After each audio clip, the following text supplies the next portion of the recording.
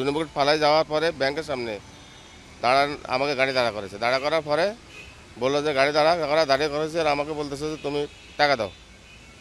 কিসের টাকা? আমি তো আপনাকে চিনি না, আপনি আমাদের টাকা খুঁজছেন কি জন্য?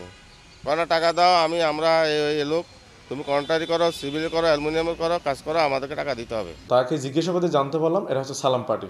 প্রথমে গিয়েই সালাম আলাইকুম সালাম দিলেই তো যে কোনো লোক দাঁড়ায় যায়, তখনই তার কাজটা ঠান্ডা মাথায় শুরু হয়ে যায়। এরা হচ্ছে যেমন গামছা পার্টি যেমন আছে, মলম পার্টি যেমন আছে, এটা হচ্ছে সালাম পার্টি। এদের দুজন, একজনের নাম আলমগীর, একজনের নাম সাজু। সাজুর বাড়ি হচ্ছে হামজার বাগ, আমাদের পাঁচলাইশ থানাধীন।